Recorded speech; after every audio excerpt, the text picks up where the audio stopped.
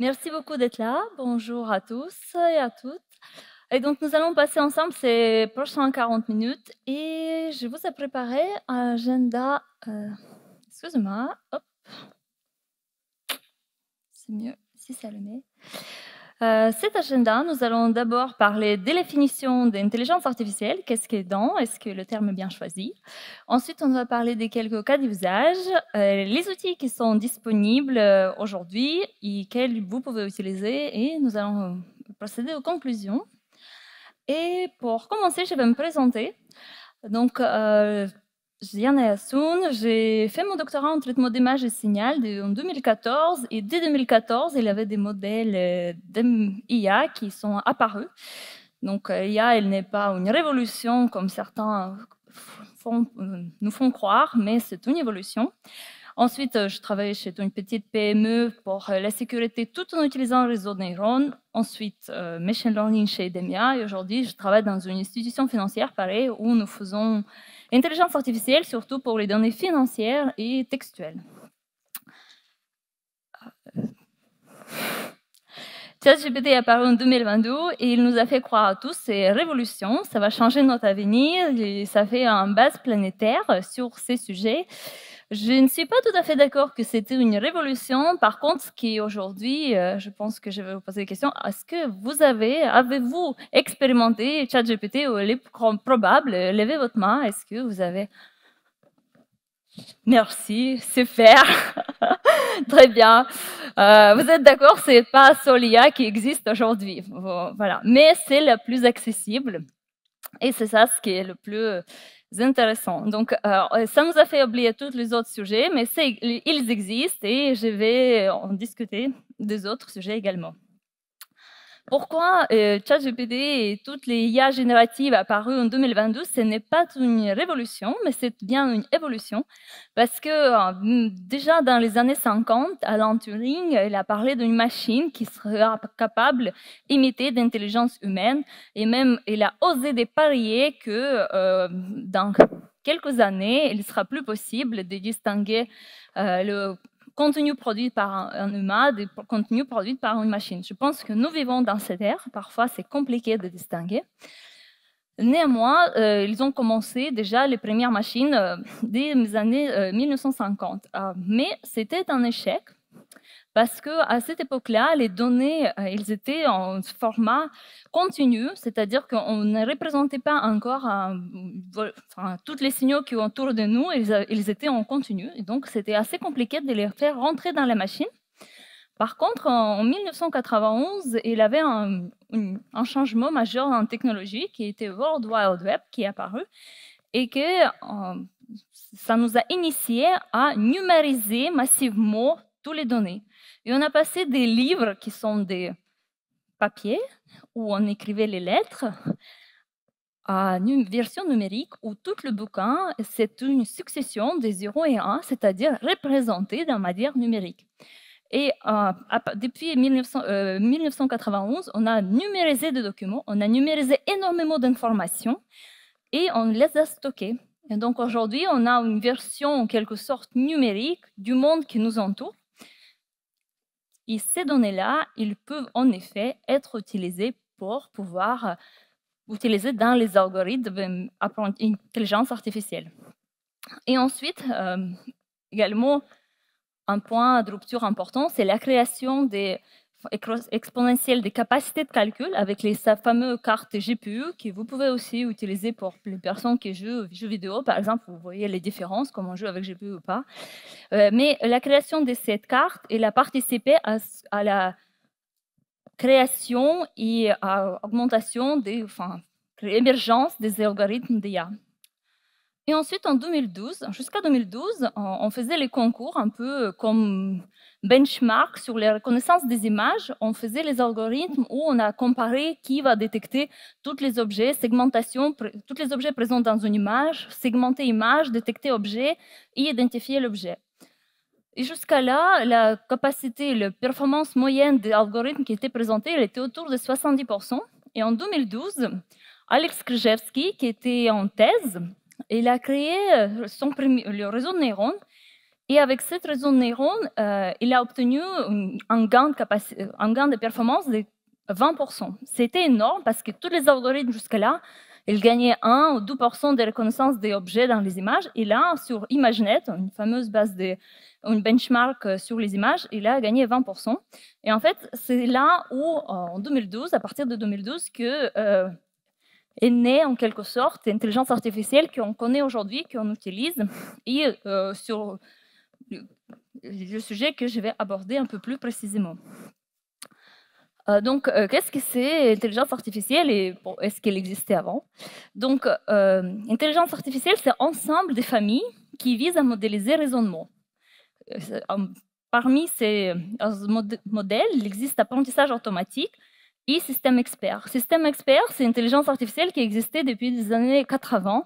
Et pareil, elles étaient assez populaires dans les années 80 et 90. Les gens ils pensaient qu'on peut résoudre toutes sortes de problèmes avec les systèmes experts. Peut-être certaines personnes parmi vous, avaient connaissance de l'existence des systèmes, mais même maintenant, ils sont utilisés. On renseigne les règles que nous souhaitons utiliser de manière déterministe. Et ensuite, oh, vous m'entendez? Pardon. Comme je disais, donc intelligence artificielle, c'est un grand ensemble d'algorithmes. Ensuite, nous avons apprentissage automatique qui est apparu à partir de 2012. Dans cette partie d'apprentissage automatique, nous avons des deep learning, qui est donc réseau de neurones, qui est encore un sous-ensemble des familles. Et dans cet sous-ensemble deep learning, il y a IA générative. Donc, IA générative, ChatGPT ou d'autres sujets que vous avez pu tester, ça représente juste une petite famille d'IA, et d'où le nom peut-être pas le mieux approprié.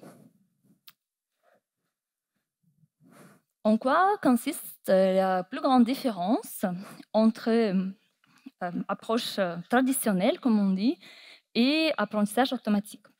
Dans une approche classique, nous avons les données.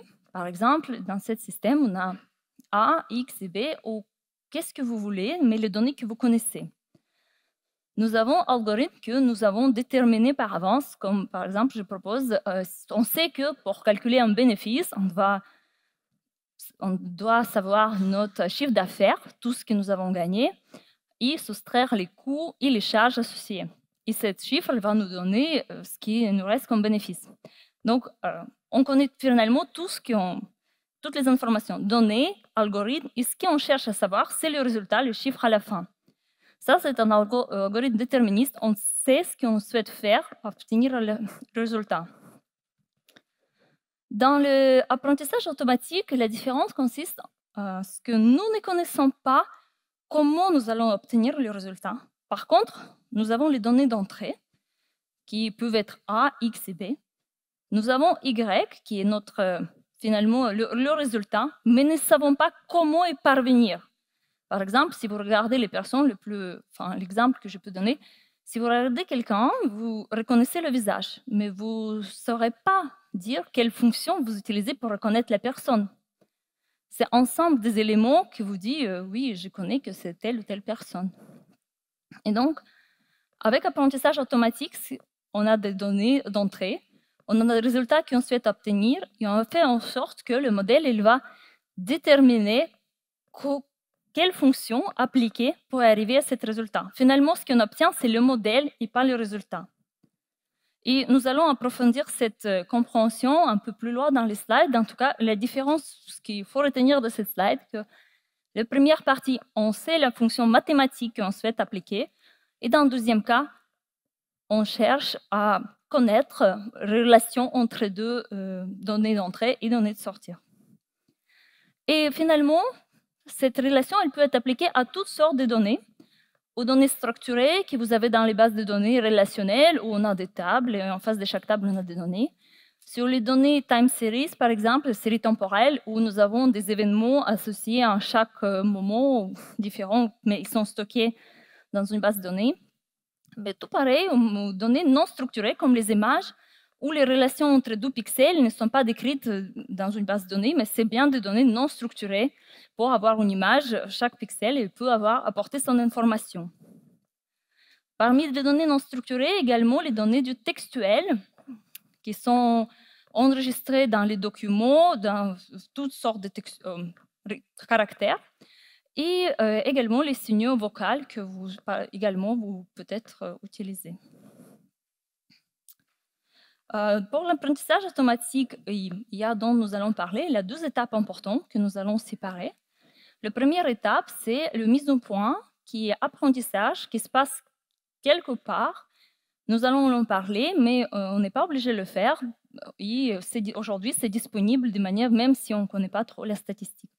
Et là, en deuxième étape, qui est utilisation, où finalement, ce n'est pas important ce qui était fait. Nous pouvons l'utiliser via une API, le résultat.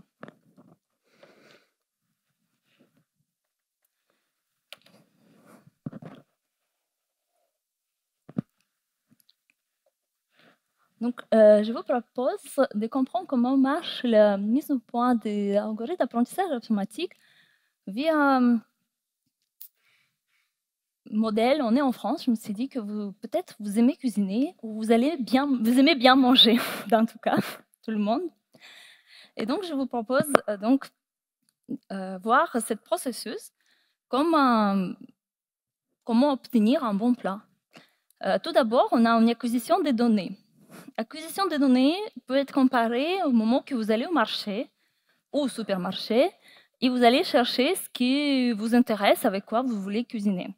Même si sur les images, vous voyez des carottes, des légumes, vous pouvez aussi avoir une base de données avec les données qui sont à votre disposition. Quoi qu'il arrive, il faut savoir qu'on cherche les données et il faut avoir les données à nos dispositions. Ensuite, nous avons traité les données. Comme dans la cuisine, on va épeler les concombres, on va couper les tomates. C'est pareil, pour une donnée, on peut appliquer différentes formes de traitement. On peut normaliser, écarter les outliers, on peut également faire une fonction logarithmique, aussi prendre un sinus. Dans tout cas, on peut prendre, on traite les données et on applique le traitement spécifique pour ces données. Et ensuite, on va faire apprentissage de modèles. On fait apprentissage de modèles. Ici, comme dans un plat, ça ne nous convient pas, on revient sur les préparations. Si on a décidé que le rondelle de carottes, c'est mieux que des cubes, on refait un tour, on prend un autre modèle. Si on décide qu'il faut plutôt les lamelles ou des petits cubes d'oignons, on refait un tour. C'est pareil pour les données. C'est-à-dire que si on a vu que le logarithme, c'était moins bien que des sinus ou exponentiels, on reprend l'apprentissage. Et à partir de là, je vais vous parler des trois familles d'apprentissage qui existent, qui sont disponibles, qu'on utilise quand on fait un apprentissage automatique. Tout d'abord, l'apprentissage par renforcement. L'apprentissage par renforcement, c'est un apprentissage le plus souvent utilisé dans les jeux vidéo. Est-ce que dans la salle, il y a des gens qui jouent aux jeux vidéo? Très bien. C'est-à-dire que dans cet apprentissage qui est très utilisé dans les jeux vidéo, parce qu'on met un agent dans un environnement et en fonction de comment il va réagir avec un environnement, il va gagner les récompenses. Ça vous parle un petit peu? C'est comme ça qu'on gagne les jeux, normalement. Et donc, c'est-à-dire qu'en fonction de si on avance dans le jeu et qu'est-ce qu'on choisit, on va soit gagner, soit perdre. Et c'est la base d'apprentissage, c'est-à-dire qu'on a un élément qu'on a défini qui peut, par exemple, dans le cas plus simple, aller à gauche, à droite. Ici, l'objectif, c'est sortir des labyrinthes, par exemple. Et en fonction, si elle avance dans la bonne direction, elle va gagner des points. S'il va dans la mauvaise direction, elle va les perdre. Et c'est comme ça, à force de répéter, elle va toujours arriver à la conclusion.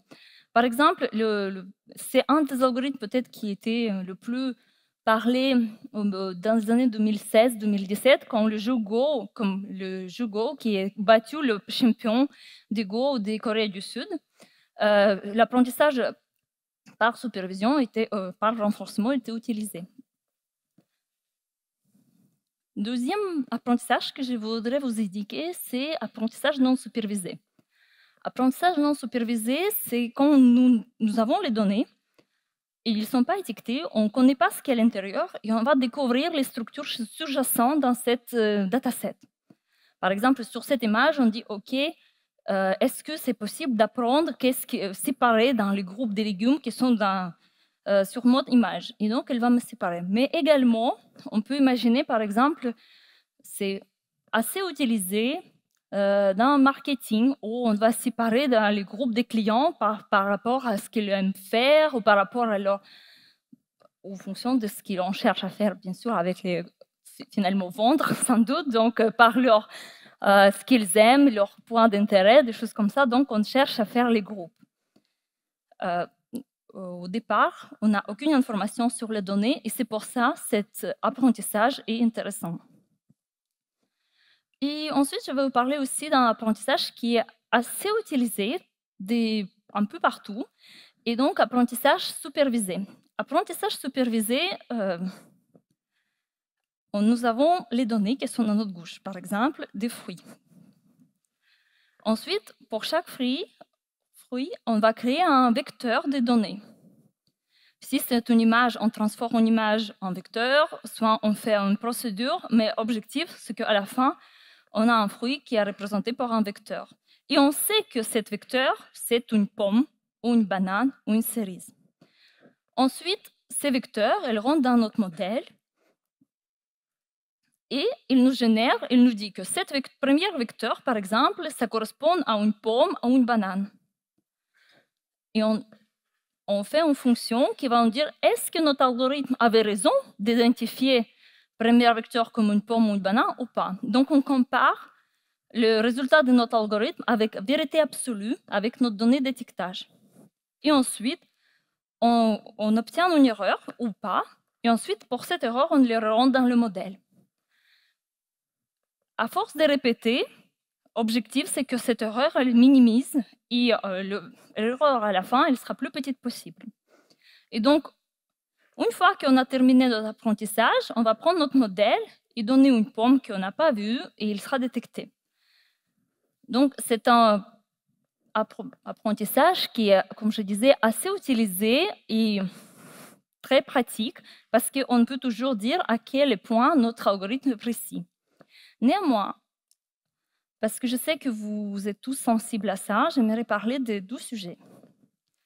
Que pour cet algorithme, et pour beaucoup d'autres algorithmes d'IA, quand on fait cet apprentissage, on doit toujours penser quelles sont les données qui sont utilisées. Parce que finalement, notre modèle, elle ne représente que les données qu'on lui a données.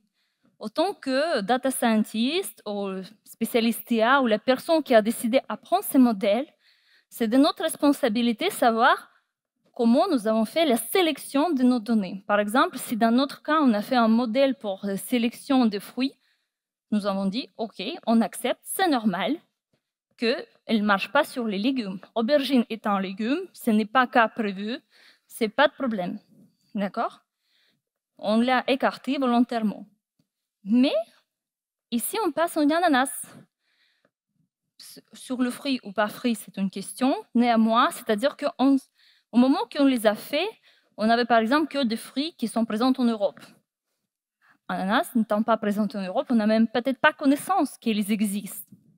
Néanmoins, c'est quelque chose qu'on a écarté. Donc, en faisant notre modèle, nous sommes tous responsables. Quelle est la sortie de ce modèle et les données que nous possédons? On devrait comprendre est-ce que notre choix, comment il peut impacter les résultats, dans quelles conditions le modèle sera utilisé. Donc, c'est un sujet assez sensible. Et comme je disais, une fois qu'on a appris notre modèle, on va donner une image qu'on n'a pas participé à l'apprentissage, transformer en vecteur pour le même modèle et demander à notre modèle qu'est-ce qu'il sait. Le modèle, elle ne va pas nous dire que c'est une pomme. Comme tous les modèles d'apprentissage automatique ou intelligence artificielle, elle va dire « Je pense que c'est une pomme avec une confiance de 85%. »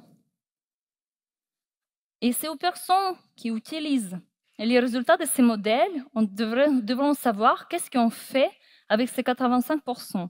En fonction d'applications sur lesquelles on utilise, 85%, ça peut être suffisant, on est content et c'est très bien, l'impact n'est pas très énorme. Ou au contraire, ce n'est pas suffisant et on peut faire quelque chose, on a besoin de précision de 95%.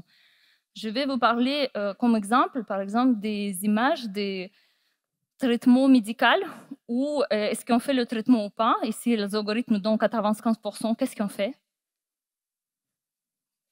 Ou par exemple, traverser de la frontière, comme les algorithmes ils ont dit, OK, je pense que cette passeport, elle appartient à cette personne à 80%.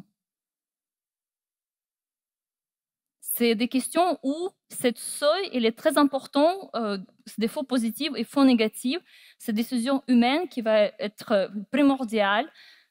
Il faut considérer ce genre d'algorithmes comme juste une aide à la décision. Ils sont capables de traiter plus vite, peut-être plus précis. Néanmoins, c'est à nous de prendre les décisions qui sont inhérentes aux résultats proposés.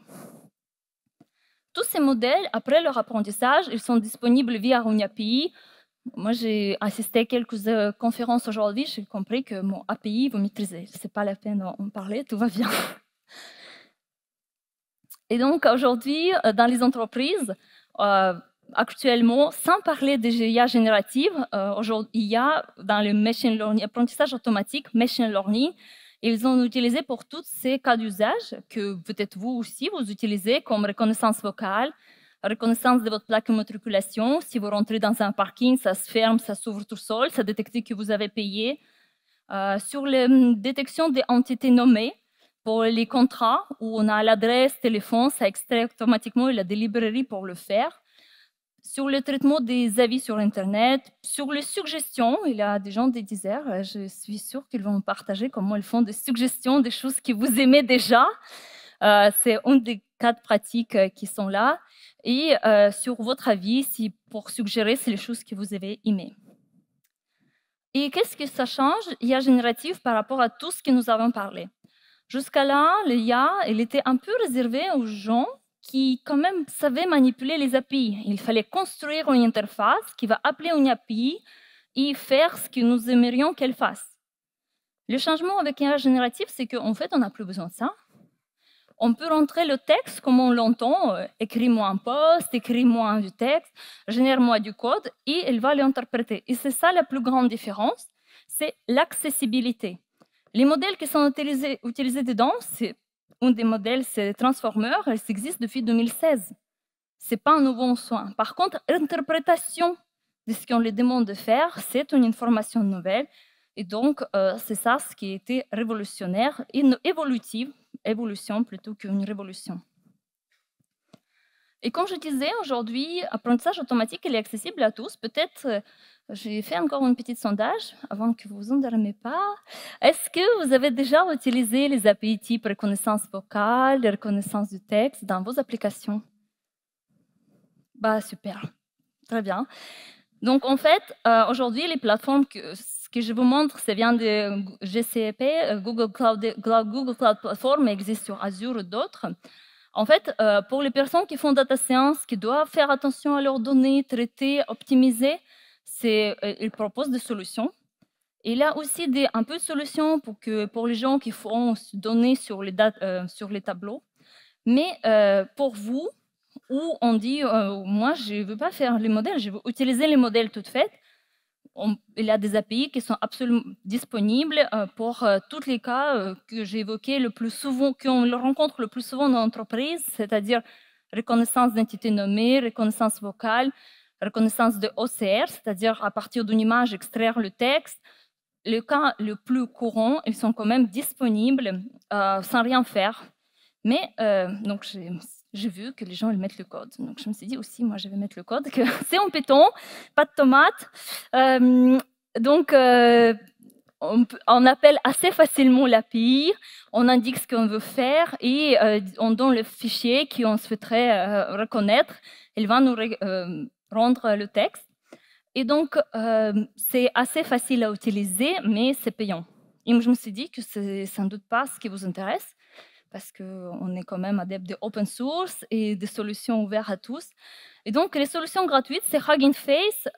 Si vous avez déjà entendu, je suis désolée, pour tous les autres, en fait, c'est un grand GitHub de tous les modèles disponibles d'intelligence artificielle. Vous pouvez les télécharger et utiliser à votre bonne escient. En fait, ils sont plutôt bien documentés. On n'a souvent pas grand-chose à faire si on prend des modèles déjà utilisés. Donc, à gauche, vous voyez tous les cas d'usage qui sont disponibles. Vous verriez, c'est hyper pratique. Ils ont fait un gros boulot. C'est une entreprise française qui fait ça. Et donc, pareil, je vous ai mis un peu de code pour vous montrer que c'est vraiment pas compliqué, même si on n'a vraiment pas grand-chose à faire. Donc, on dit on a besoin, c'est un exemple. Il existe aussi sur leur site comment utiliser le modèle qu'ils mettent à disposition. Il y a des tokens. Donc, on prend un texte, on va faire tokeniser, c'est séparer un petit bout du texte. Ensuite, on va passer les tokens dans notre modèle. Et à partir de là, on va dire, OK, modèle, donne-moi output. Et on va tout de suite avoir si, par exemple, cet avis, il était plutôt positif ou négatif ou neutre. Si on travaille sur un avis pour un site e-commerce et on a des avis sur nos items articles. Donc, c'est assez pratique. Et je sais que vous avez déjà toute une conférence sur Copilot IA, donc je ne vais pas trop m'étaler sur le sujet. Néanmoins, voilà, donc c'est une solution qui incorpore nativement l'IA qui pourrait vous aider à accomplir le code, de faire le refactoring, de demander aide sur le code, de faire plein de choses en fonction des licences que vous prenez. Mais sachez que ce n'est pas la seule solution disponible. Pour vous, il y a d'autres solutions qui sont gratuites, certaines pour l'usage personnel. Certaines sont payantes pour l'usage en entreprise, mais gratuites pour l'usage personnel. Moi, ce que je peux vous conseiller, c'est juste vraiment aller essayer pour vous, pour vos projets individuels, est-ce que ça vous rend service? Est-ce que vous trouvez c'est intéressant? Il y a beaucoup de débats sur le sujet. Est-ce que ces solutions, ils sont capables de remplacer les développeurs? Je pense que nous sommes d'accord que c'est impossible parce qu'il faut que déjà le besoin il sera bien clarifié et c'est presque jamais le cas. Donc, il n'y a pas de sujet à débattre. Est-ce qu'on va gagner beaucoup de temps? Je ne suis pas sûre, pareil, parce que le code, c'est une partie de notre métier, mais pas tout. Et à la fin, essentiel, il faut que tout le monde soit content. Donc, si ça vous est agréable, prendre en main ces outils, développer avec, bah, tant mieux. Et donc, j'aimerais conclure ce que Révolution IA, elle est en marche. Et nous sommes en train d'intégrer des outils. Ils sont peut-être, en les utilisant peut-être de manière inconsciente déjà, partout. Comment on rentre en parking, comment on traverse les frontières, comment on fait appel à notre maman, comment il y a compte rendu de la réunion. Mais on peut les utiliser aussi de manière consciente si on souhaite dans notre projet, en utilisant des Hugging Face, Google ou d'autres solutions possibles. Et je vais m'arrêter là. Donc, merci pour votre attention. Si vous avez des questions, je suis là. Et merci pour votre feedback. Je reste là pour vos questions. Merci beaucoup.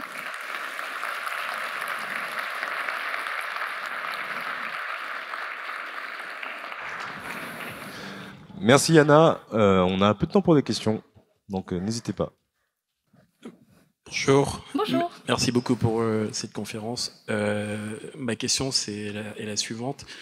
Qu'en est-il du problème de l'alignement lors du processus d'apprentissage? Est-ce que c'est réglé? Est-ce que l'IA est toujours... Oui. Alignement, excusez-moi, du coup, peut-être je ne maîtrise pas le terme. Qu'est-ce que vous voulez dire par alignement? En fait, c'est simple, c'est lors du processus d'apprentissage. Est-ce que l'IA est toujours alignée avec les objectifs de l'opérateur? Donc, en fait, ça pose la question de la sécurité, tout simplement. Pendant l'apprentissage, si on parle d'apprentissage supervisé, notre objectif, en quelque sorte, notre objectif de notre modèle, c'est prédire les mêmes étiquettes qu'on avait en entrée. Donc, on cherche à optimiser la fonction. Ensuite, pour la sécurité, ça dépend de votre intégration, parce qu'à la fin, un modèle il est disponible en API, elle demande, comme j'ai montré, des données, et en fonction de ce qu'on envoie, elle peut répondre n'importe quoi. Enfin, c'est géré au dehors des apprentissages automatiques, c'est tout autour qui va faire est-ce qu'il est sécure ou pas, ou comment on l'utilise. Donc, je ne suis pas sûre que est-ce que ça répond à votre question? Parfait, merci. Eh bien, moi, j'ai une question. On arrive à une époque où on est capable de générer des choses qui semblent être générées par des humains. Et je me demande, qu'est-ce qu'un modèle entraîné avec des données qui auraient été créées par une IA donne dans le futur? Oui, très bonne question, merci. Il y a des papiers scientifiques qui traitent ces sujets. Et aujourd'hui, potentiellement, c'est un problème parce que comme on va générer du texte, par exemple, avec une IA, qu'est-ce qu'elle va nous rendre? Le processus d'entraînement pour le texte, c'est on va prendre le texte et on va enlever chaque fois le mot suivant. C'est-à-dire que notre modèle textuel, son objectif, c'est prédire le mot qui était enlevé. Donc, chaque fois qu'on compare, est-ce qu'on a un trou ou pas? Donc, son objectif, c'est prédire le mot qui est enlevé. Et donc, comme il va prédire un mot, il donne à ce mot une probabilité plus forte. Aujourd'hui, comme on a du texte qui est généré par une IA, c'est-à-dire que du texte où la probabilité est très similaire entre eux, concrètement très homogène, où on est capable de prédire chaque fois le mot suivant. Donc, ça pose un problème parce que finalement, apprentissage à partir des données générées aujourd'hui n'arrive pas à généraliser, on dit, c'est-à-dire à diminuer leurs erreurs. Et en fait, finalement, ça ne donne pas le résultat correct. Donc, on a encore du travail à faire pour introduire le bruit de manière aléatoire dans les données sémantiques pour que le modèle il sera plus voit les données représentatives différentes pour pouvoir générer le texte mieux. Donc, il y a des travaux sur la génération possible pour utiliser les données générées pour d'autres modèles. Merci pour cette conférence. Ma question, c'est pour tout ce qui a été généré par l'IA, est-ce qu'il y a des discussions qui sont en cours pour watermark ce qui provient de l'IA pour pouvoir faire la différence entre le contenu qui a été généré à l'ancienne, on va dire, et le contenu par IA? On en est où? On est en discussion et même si les acteurs technologiques ils peuvent dire oui, on aimerait, mais vous, quand vous installez votre modèle chez vous, toutes les personnes, si on dit on utilise une API de Google, Microsoft, tous les autres grands acteurs qui proposent cette solution, ils disent bien sûr, on aimerait bien marquer notre contenu, ça ne nous gêne pas du tout, il faut la volonté. Eux, ils disent on a la volonté, on peut le faire, aucun problème. Le sujet, ce n'est pas eux, c'est tous les autres, plutôt malfaiteurs pour les buts pas toujours bienveillants, qui souhaitent générer des contenus pour nous envoyer mails et des phishing qui ressemblent vraiment à ce que pourrait recevoir, nous pouvons recevoir de notre part de notre banque, des choses comme ça. C'est comme sur toute cybersécurité, on n'a pas vraiment les moyens de dire non, vous ne pouvez pas. Ces modèles-là de génération de texte sont à disposition de tout le monde. Si moi, je peux générer la réponse pour mon client pour que la réponse plus compréhensible sur les données un peu compliquées, rien ne les empêche aujourd'hui d'utiliser. Donc, seul moyen aujourd'hui, c'est en effet, on va prendre les mots et on va essayer d'estimer à quelle probabilité entre deux mots qui suivent. Et pour dire que comme cette probabilité est très haute, on dit que c'est sans doute une machine qui a généré par rapport à un humain qui pouvait lui-même générer les mots qui ne s'enchaînaient pas forcément. Donc, watermarking, c'est en cours. C'est volontariat finalement, c'est-à-dire que s'ils ont la volonté de le faire, ils vont le faire. S'ils n'ont pas de volonté, tous les malfaiteurs, aujourd'hui, on n'a pas vraiment moyen de les empêcher de le faire. Merci pour votre question. Bonjour, merci pour cette conférence. J'ai une petite question sur quand déterminer s'il faut choisir plutôt d'utiliser de l'IA générative ou de l'IA plus traditionnelle? Parce qu'on voit aujourd'hui que l'IA générative est capable quand même de traiter pas mal de cas qui avant l'auraient été, notamment avec la vision, etc. Quelles sont les bonnes questions à se poser pour savoir s'il faut utiliser l'un plutôt que l'autre? Oui, la question à se poser, la première, c'est quelle performance vous souhaitez attendre? Parce qu'aujourd'hui, LLM et l'IA générative, du fait qu'ils sont entraînés sur beaucoup plus grand volume de données, elles sont forcément moins précises. C'est-à-dire que si dans mon petit truc aujourd'hui, si j'entraîne un modèle pour distinguer mes fruits, si j'ai entraîné un modèle, ce sera forcément mieux qu'un modèle génératif. Ça, c'est la première chose. Deuxième point, hyper important. Tous les modèles LLM et tous les modèles génératifs, ce sont des grands modèles, c'est Large Language Models. Donc, leur consommation, même juste en requête, en utilisation, elle sera toujours supérieure sur un modèle dit spécifique entraîné par un besoin. Donc, je pense que si notre besoin il est assez spécifique et objectif, ce n'est pas générer le texte à la fin, on devrait rester toujours sur les modèles dits spécifiques parce que c'est plus frugal et à la fin, c'est aussi ça ce qui compte, nos ressources de la planète et qu'est-ce qu'on fait. Donc, mais deuxième question, c'est évidemment si vous avez les données pour entraîner. C'est-à-dire à partir du moment que vous avez données, là, c'est bon, vous pouvez entraîner votre modèle et avoir le cas d'usage. Donc, plusieurs considérations à faire, mais bon, environnement et les données, je pense que c'est ça ce qui va prendre. Et performance, ces trois points-là qui à prendre en compte au moment que vous allez chercher votre solution. Merci à vous. Merci pour la conf. Est-ce que tu sais si aujourd'hui il y a des initiatives qui sont là pour contrôler la provenance des données d'entraînement, notamment pour les problématiques de propriété intellectuelle? Il y avait eu le débat sur Copilot, etc. notamment. Est-ce qu'il y a des initiatives aujourd'hui là-dessus? Oui, il y a des initiatives, bien sûr, il y a des initiatives, mais comme toutes les initiatives, et là c'est un peu problématique, en fait, donc il existe des initiatives qui vont chercher dans les datasets, qui vont exploiter les datasets utilisés. Le problème que si les modèles ils sont, en disant, open source sur Hugging Face, c'est-à-dire que rien ne vous empêche d'utiliser, télécharger le modèle avec les points à l'utiliser. Par contre, les données sur lesquelles ils étaient entraînés, ils sont bien gardés. Aujourd'hui, il y a quelques datasets ouverts, mais il y a beaucoup de datasets fermés qui ne sont pas disponibles.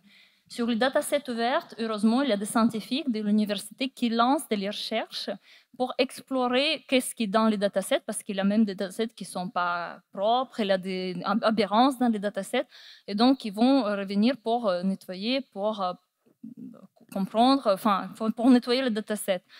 Donc, il y a des initiatives. Par contre, ce qu'on peut voir, c'est que tous ces travaux-là, ça demande aussi des ressources, des infrastructures, et c'est des travaux qui, souvent, malheureusement, n'est pas très soutenu par les grands groupes. C'est-à-dire qu'aujourd'hui, les GAFAM et tous les autres, ils payent pas mal pour avancer les recherches, pour gagner, pour aller plus vite, pour faire les modèles plus petits, pour utilisation.